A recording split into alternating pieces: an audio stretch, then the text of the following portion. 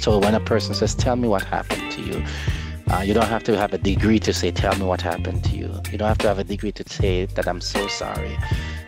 You don't have to have a degree to say you might have been treated that way there, but here, your somebodyness will count and will love you into wholeness. Welcome to the Bronx Health Reach Community Coalition podcast. I'm Anthony Davis, who will be hosting the podcast. I'm a community health worker with Bronx Health Reach, an 80 plus member community coalition launched in 1999 to eliminate racial and ethnic health disparities in the Bronx. For this podcast, we will be talking with folks involved in Bronx Health Reach's Men Let's Talk initiative, a men's only forum for Black and Latino men in the Bronx where they can discuss with each other issues about their mental, sexual, and physical health. Specifically, we will have a discussion about trauma informed care with Dr. Roger Ball. Dr. Ball is the founding pastor of Family Worship Center located in the Bronx, New York. He is also a public school administrator in the Bronx and a clinical adjunct instructor at Fordham University in the Graduate School of Social Services and also teaches pastoral counseling and care with youth and young adults at New York Theological Seminary. Dr. Ball, thank you for joining us, and please tell us about yourself and what you do. Sure. Once again, thank you very much for having me, Anthony. It's good to be with you this today. A little bit about myself. I am um, in public education. I serve two primary purposes, doing training and development across the city with a concentration in the Bronx. So we do a lot of training of teachers, social workers, guidance counselors, principals, whole school training on things like trauma-informed care, de-escalations, culturally responsive and sustaining education, and a number of other interventions and support. I also teach at a number of our local colleges and universities. In particular, to name two, I teach at Fordham University for the last 15 years and also at Lehman College, part of the City University of New York, teaching some clinical courses in both of those schools at this moment in time. I also, through my business, the Ties That Bind Services LLC. I do a lot of consultation work with non-for-profit organizations, faith communities. I also have a clinical private practice where I see a lot of couples and individuals for counseling services. And most importantly, I am married to an amazing woman for the last 27 years. We've been going steady since we were 18 years old, Seneca Ball, and we have four beautiful children, three young adults, and an 8-year-old. One term that's constantly associated with you, and this is the first time that we're actually meeting um, and talking, but I always hear trauma informed care. And for me, I've never heard it before, or I never fully understood what it meant. So could you please tell us what it means?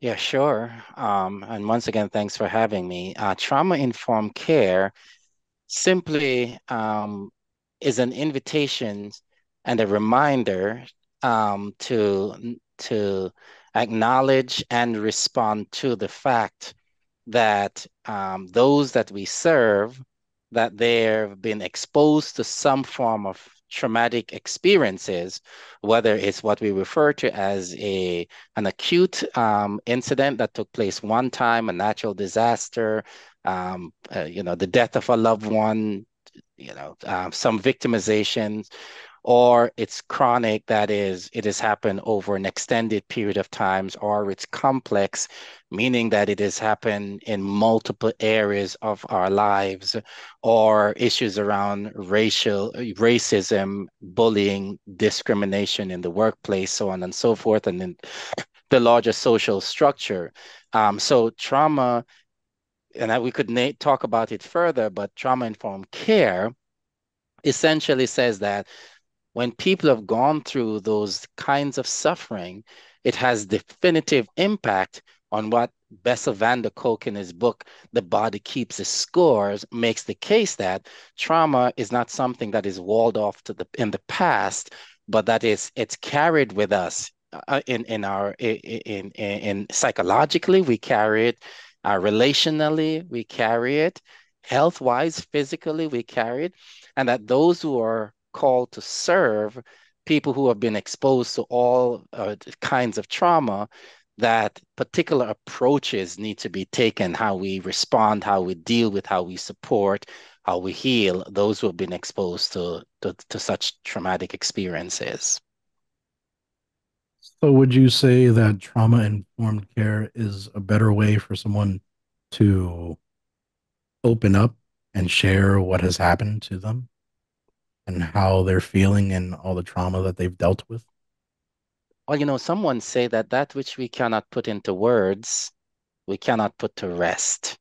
And a big part of healing and recovery for all of us is finding safe spaces, and sometimes referred to as brave spaces, where we're able to really, without shame, without judgment, are able to name those experiences. Oftentimes, trauma, the impact of trauma, the naming of such trauma lives in the dark because there's just shame. And sometimes there's no words for what has happened to people, or there's such taboo as to what has happened to people, and there's no space given to talk about it.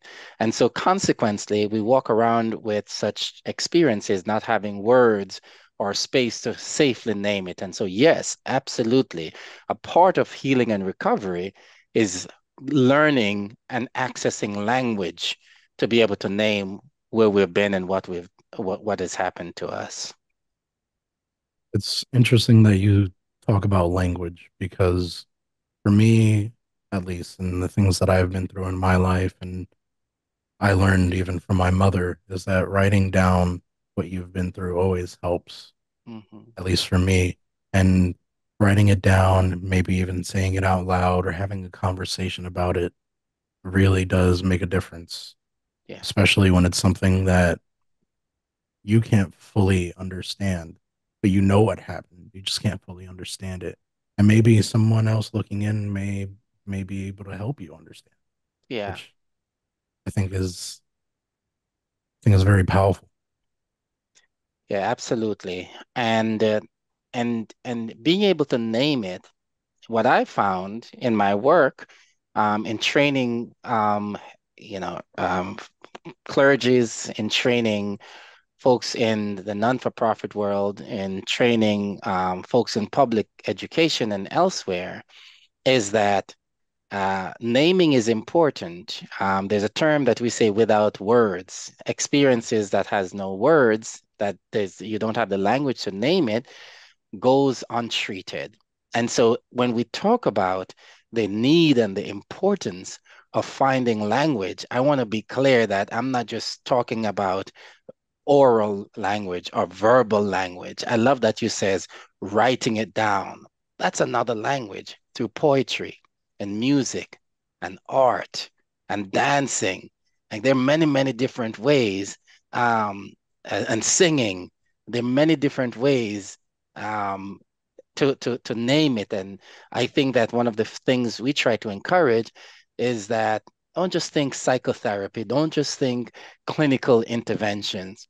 Think all of the gathering spaces in the barber shop, in the nail salon, in the, and the domino tournaments, and all the places where we gathered, outings and retreats and trips, and at the dining room table and the living room, like all of these spaces is to create such various or varying spaces and tools for people to be able to tell those stories.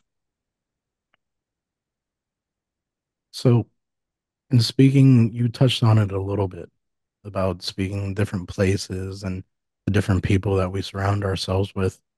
Would you say that it's appropriate with within healthcare, schools, community services, and family? I feel like with family it would be, but the other ones I'm a little unsure about.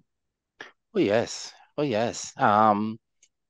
All spaces should be healing spaces. And so trauma-informed care is exactly that, right? The child who has crossed the border with their family members and what we call the New Yorkers, and that is arrived in New York City, public schools need to have space in the academic space to be able to name their suffering and name their strength and their resilience as well.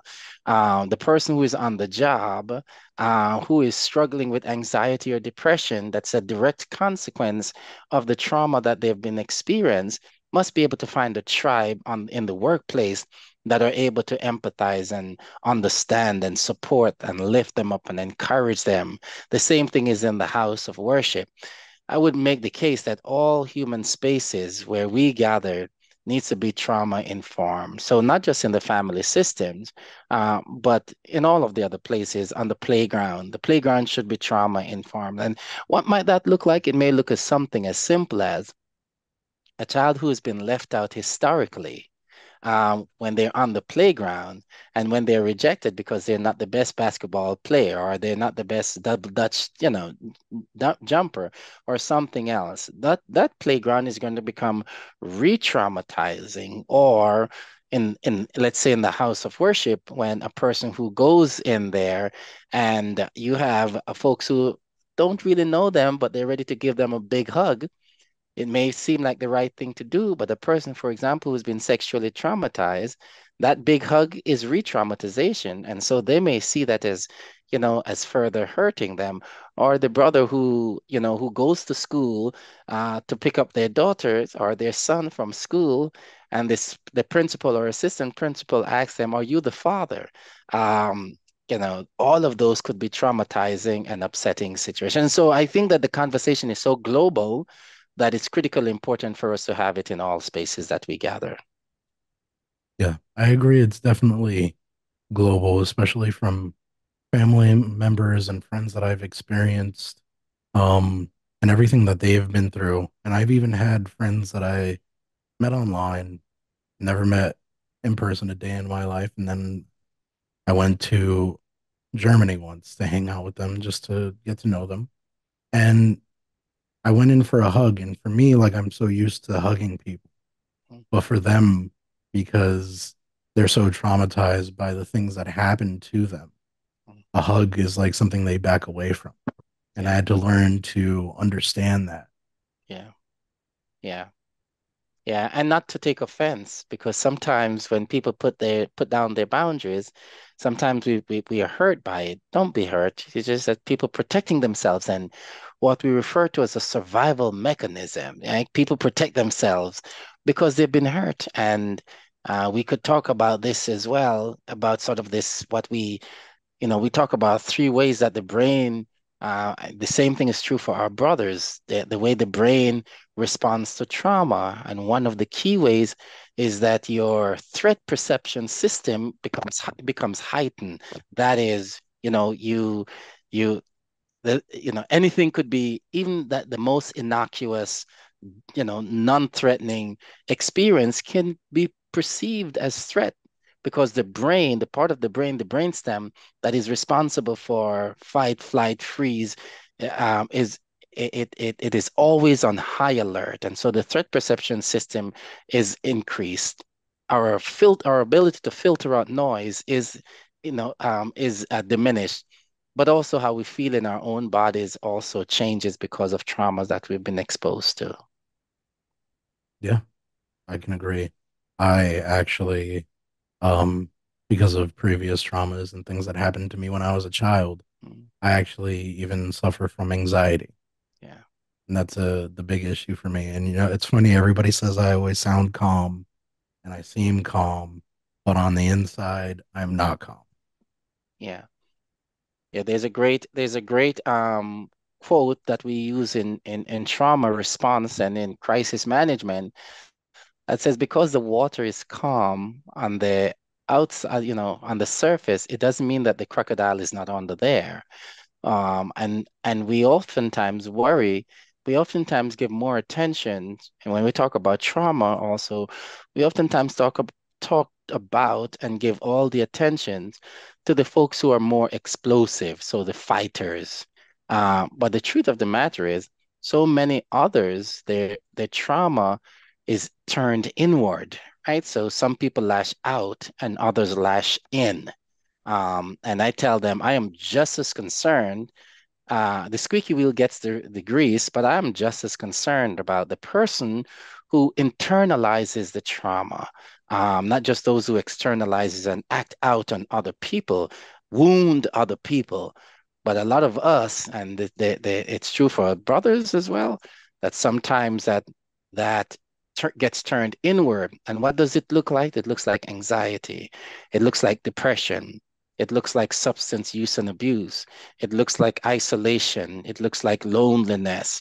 It looks like, some of those, other, struggling with maintaining long-term relationships because the traumatic experiences have just been so devastated on our psyche. Um, and we learn to say that this is who I am, this is my personality, but it isn't. Oftentimes, it's just where you've been and what has happened to you.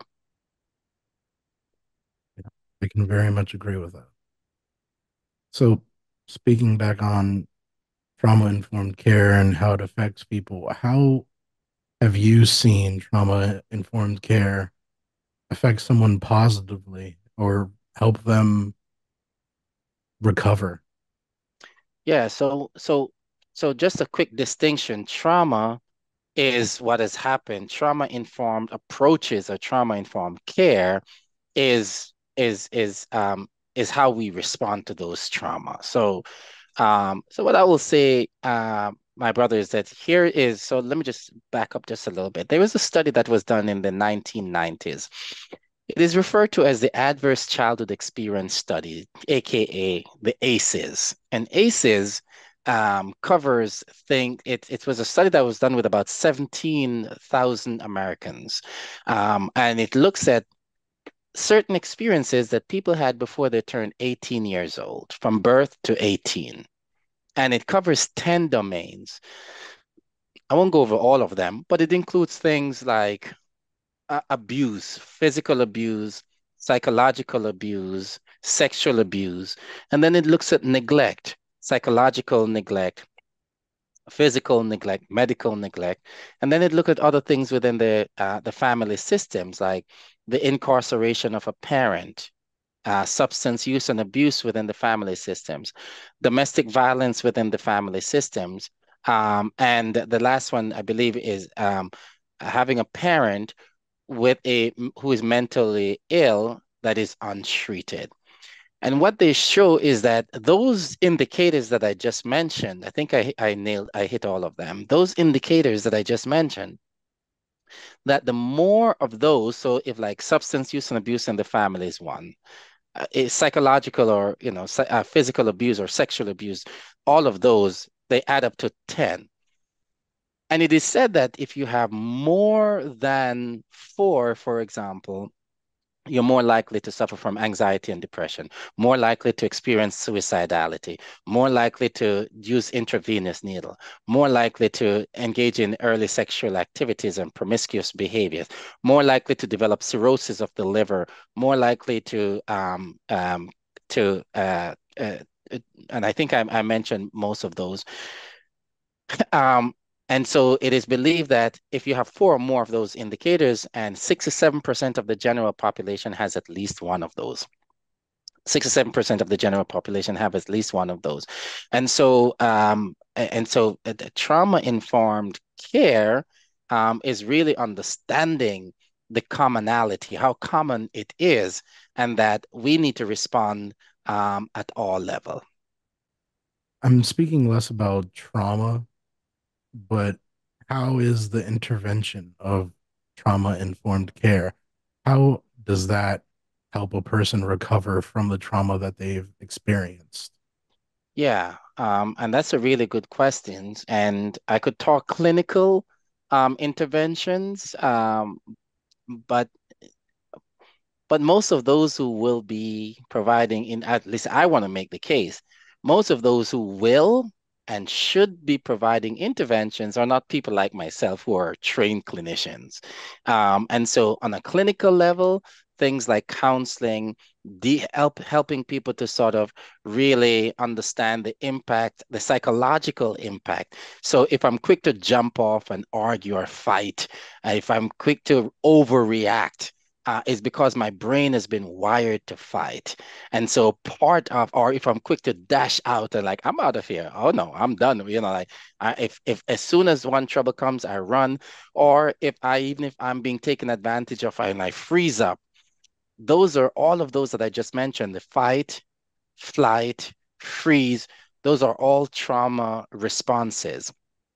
In terms of the intervention, is helping people to understand that we naturally take on those survival mechanisms. So trauma-informed care help us to understand and name where we've been, name what we've been through, and name how those things have impacted us psychologically, name how they've impacted us relationally, name how they've impacted us the way we move through time and space physically, name how it has impacted us physically, and then really help people to work through, to change what we sometimes refer to as neuroplasticity. That is, even though your brain has been wired in those ways, whether to fight or to flight or to freeze, um, that you can rewire the brain at all age. We can rewire the brain through new experiences, right? Through new experiences and counseling, support, and loving relationships, and and laughing hard, and spending quality times with those that you love, and mourning the loss of even a former self. Mourning the loss of a former self. This is what I intended for my life to be, but some things happen along the way. And how do I let that go? How do I forgive some people that who have done things to me? How do I forgive myself from some things that I might have done as well, and create a community that are life-giving?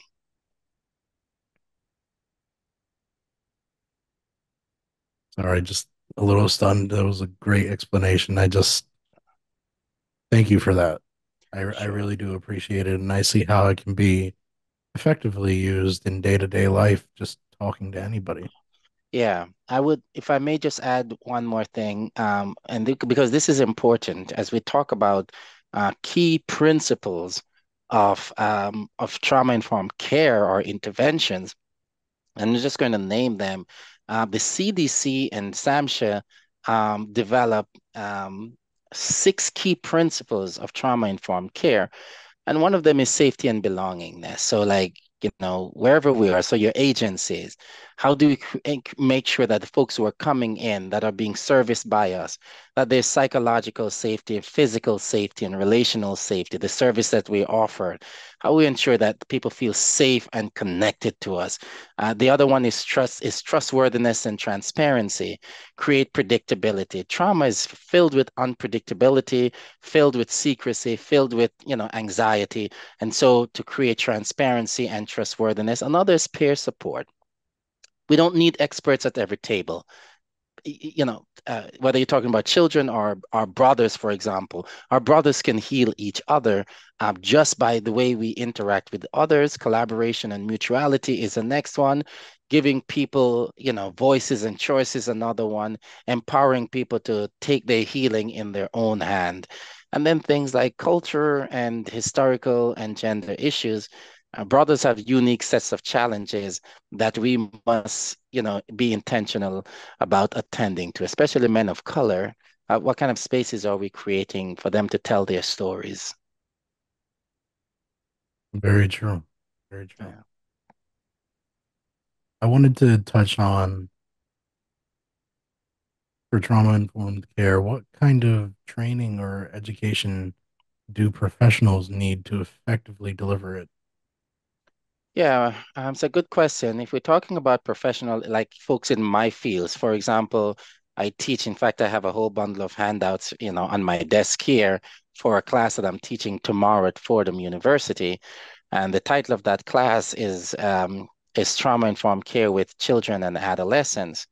Um, um, I think that part of the conversation is spaces like these. And so I could talk about CBT, cognitive behavior, trauma-informed cognitive behavioral approach. I could talk about DBT, dialectical behavioral treatment approach. I could talk about motivational interviewing. But that's a conversation for the academic classroom. I'm very much interested in the conversations about, at the grassroots level, the conversation at the grassroots level of how do we, really talk to organizations about, there's a trauma-informed barbershop, right? There could be trauma-informed barbershops, and what would that look like? That would look like creating communities where brothers are able to tell their stories. There could be trauma-informed doctor's office. So when folks go to the doctor's office, they are asking them some key questions about their childhood experiences, how many, traumatic experiences have they been exposed to, and making sure that they are getting the counseling that they need, for the, making sure that we, if you walk in most public buildings, you're going to have emergency exits. You're going to have a fire extinguisher. You're going to have a defibrillators. You're going to have all of those things. And when you walk in, we are hoping that there is never a fire or that there's never an emergency. But here's what we do know. Those buildings are required to have those things. And the way I think about trauma-informed care is exactly that. How are we treating people when they walk in? Do we know their names? Do we acknowledge the diversity? Are they empowered to be their authentic selves when they're with us? So it sounds like the professional side, of course, is important, and any research done about it is important. Yeah, But it sounds like the unprofessional, just everyday person communities is what we want people to get used to of having trauma informed care in all aspects of their life so that's that no matter where they go, they can feel included and safe. That's right. That's right. And you don't need to be a psychotherapist. You don't need to be a psychologist. You don't need to be a psychiatrist to offer that. In fact, in my doctoral dissertation at Fordham University, one of the things I say is that the therapeutic is not owned by the therapist. Some of the most therapeutic relationships, some of the most healing relationships that we ever have, that we've ever had, are not by those who are, sit us on a couch and psychoanalyze us, or the most therapeutic relationships are Abuela and Tia, are the folks who love us and care deeply for us. And when life throws us a curveball, when life knocks us down and drags us across the floor, it's the folks that love us are the ones that oftentimes heal us. And those are trauma informed. So when a person says, "Tell me what happened to you," you don't have to have a degree to say, "Tell me what happened to you." You don't have to have a degree to say that I'm so sorry. You don't have to have a degree to say you might have been treated that way there, but here your somebodyness will count and will love you into wholeness. It really means a lot hearing that because I know from personally with cultural backgrounds and being Hispanic and just religious background as well with my family that it may be hard to talk about traumas. Um, so I guess what I'm asking is how does trauma informed care address the needs of like people of color, people of different cultural, ethnic backgrounds, and even socioeconomic backgrounds?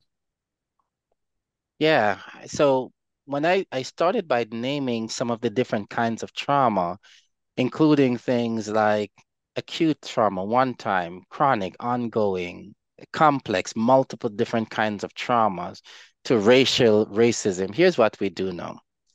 That people of color, Black and brown folks, BIPOC people, are at an increased risk for traumatic experiences. And that's just a fact, based on things like poverty, based on things like growing up in a world that is highly racialized, where Dr. Martin Luther King reminded us however many years ago that we ought to be judged by the content of our character, not by the color of our skins. When I get pulled over by the police for racial profiling, that is traumatic experiences. And so for us is to just acknowledge right up front that we don't get the job often. We're the last to be hired, the first to be fired, um, uh, the first to drop out of school, the first to die of health consequences.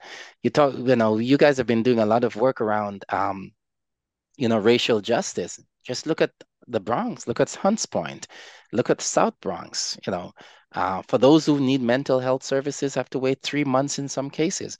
Think about all the waste material that's being dumped in the Bronx. So that is trauma. And so people of color, black and brown boys, are graduating less, reading less, early pregnancy, unemployment is highest among. So when we think about racialized racial trauma and how it impacts our folks, it is everywhere, and it is about issues of suspensions, issues of special education designations, so issues of incarcerations. I mean, I could go on and on and on. So trauma is not just on an individual basis and in the family system, but it's very much also on a macro level. The United States, house more black and brown men in prison than any other, modern or industrialized nation. I have definitely come across many times with a few of my friends, um, whether it be black or whatever cultural background they come from, just because they are not Caucasian, Hmm. they feel that they can't go to certain neighborhoods. They feel unsafe walking alone at night, and they feel unsafe being on the train sometimes, or being in certain areas of our country, not even just New York City.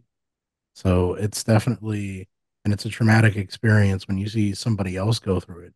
And even if you're not physically there in person, you could look at it happening on Instagram, TikTok, Yeah, Twitter, or X.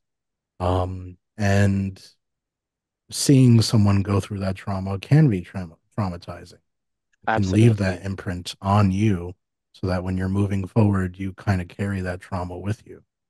What they sometimes refer to as vicarious trauma, just bearing witness to the suffering of someone really impacts you. I'll tell you a quick story. I was some time ago, just before the pandemic, I was at some ritzy, fancy, you know, um, country club out on Long Island. My wife and I were invited there, and I wrote about this in my book, in one of my books.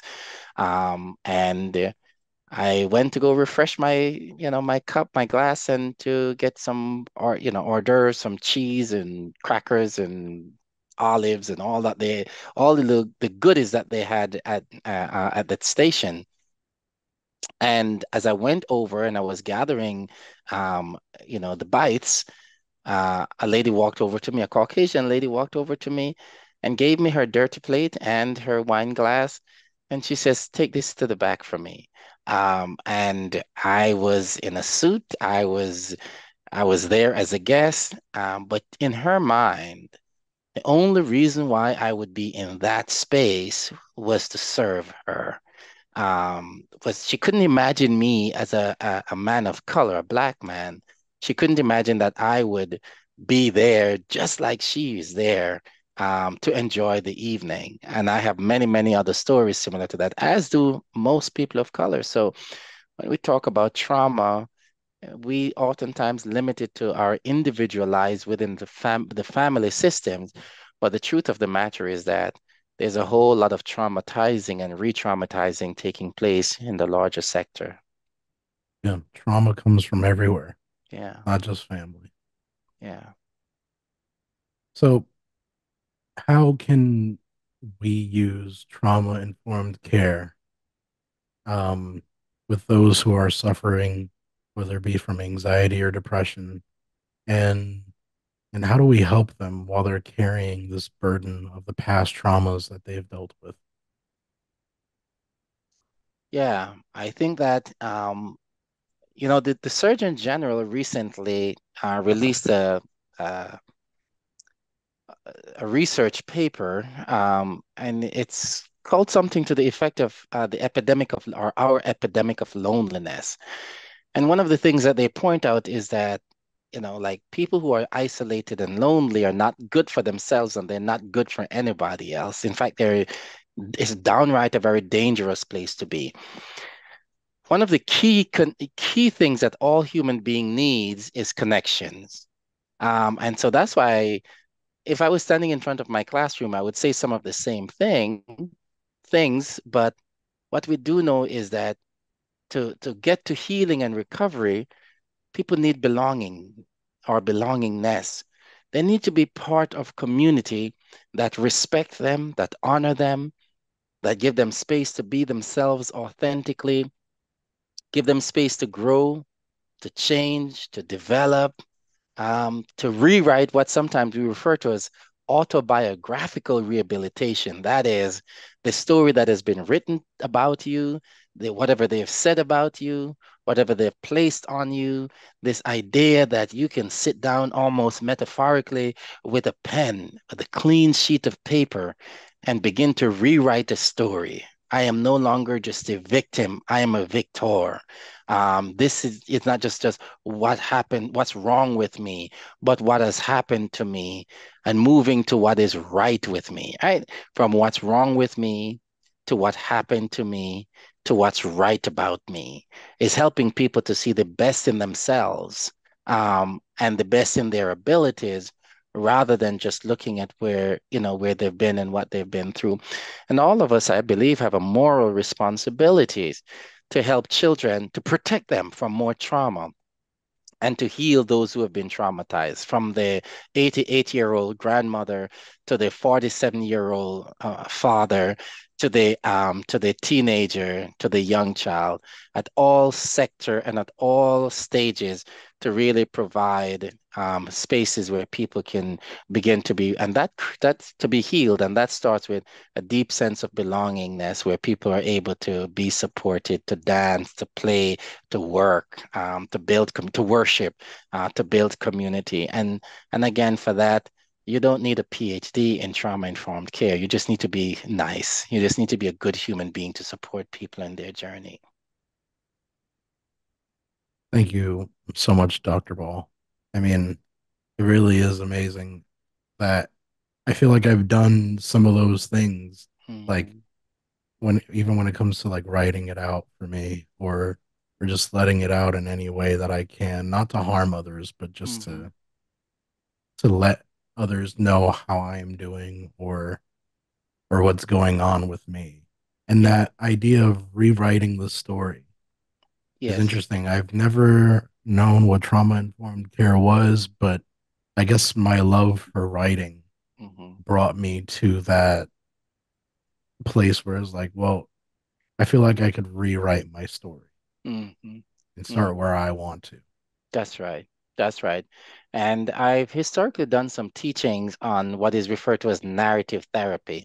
And writing is a critical way of doing so. What they say is that the problem is what Michael White, in Advancing Narrative Therapy, says that the problem is the problem. You're not the problem, but the problem, and to almost, and writing does that, right? It takes the problem from out of your chest and sort of put the problem, creating some distance between what has happened to you, where you've been, and name it as such. This is what happened to me. That is not who I am. And then begin to raise questions about what have you believed about yourself, right? What people have said about you, the color of your skin and your gender and your sexuality, and what they've said to you about your socioeconomics or your country of origin or your ancestry. What have they said about you? And begin to rewrite that in a way that is life-giving. Yeah, black is beautiful, brown is beautiful, right? Like all of those things, and really begin to rewrite one's stories, because a big part of who we see ourselves as is what society has told us about ourselves. And oftentimes those things are very, very traumatizing. Thank you so much, Dr. Ball. Um, you do amazing work, and just hearing you speak about trauma informed care alone makes me interested to learn more, Thank you. and better myself.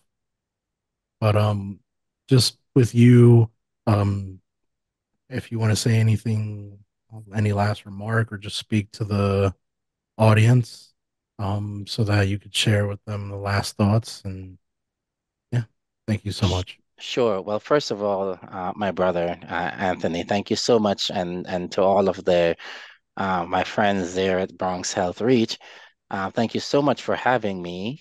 This has been a wonderful opportunity to converse with you and to raise awareness and to name the importance of creating and cultivating healing communities wherever we gather. And so I want to thank you for hosting this conversation. I want to thank you for facilitating a warm and inviting conversations. And what I will say to folks out there is that we all have it within us. We have what it takes to create healing spaces. We have what it takes to create healing community through the kinds of words that we speak, the language that we choose to use, how we choose to engage those who have less power than we do, how we choose to create spaces where people are able to authentically contribute in meaningful ways. So whether it's on the job, whether it's in academic spaces like classroom spaces or schools,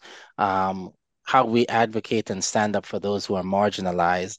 It happens everywhere, and people are wounded every single day. People are re-wounded every single day. And we have the opportunities not to contribute to that, but to disrupt it through the power that we have, through the ways that we serve. So I want to thank Bronx Health Reach for continuing to, and I want to thank the brothers in particular in this case for really speaking to the brothers. In most people who complete suicide are men. The research shows that, and part of the reason is because we just don't talk about it. Women commit complete suicide at a great, far fewer rate than men, and one of the reasons is because they have their tribes and they oftentimes find community to talk about what they're going through. Us brothers, sometimes the silence is deafening, and again, the internalization, we take out the trauma on ourselves. And so spaces like this is legitimizing the need to create conversations and community to say, yes, we've been through some awful stuff, but those things don't have to make us. We can recover through neuroplasticity, through creating healthy communities. So, Dr. Ball, do you have any way people can contact you and any information that you would like to share before we're done? Yeah, yeah, certainly. My folks could contact me. They could visit my website at Dr. Roger Ball. That's DrRogerball .com. So DrRogerball .com. And also I could be emailed at drrogerball at gmail.com. Also, I published three books, and the first one was from my doctoral dissertation. That is The Ties That Bind and Bruise. It could be found on Amazon. And the second book is Deconstructing Love, how to navigate intimate relationships with your eyes wide open. And then the third book, which is a scholarly book that I just published a few months ago in the summertime, that is No Country for Black Men. And that's a scholarly book that really deals with the issues from health, mental health to physical health to relational health to academic health. To spirituality for Black and brown men within our community. And all of those can be found online and on Amazon.com. You've been listening to the Bronx Health Reach podcast with your host, Anthony Davis. You can email Bronx Health Reach at bxhealthreach@gmail.com. You could find Bronx Health Reach on social media. For Facebook, Bronx Health Reach.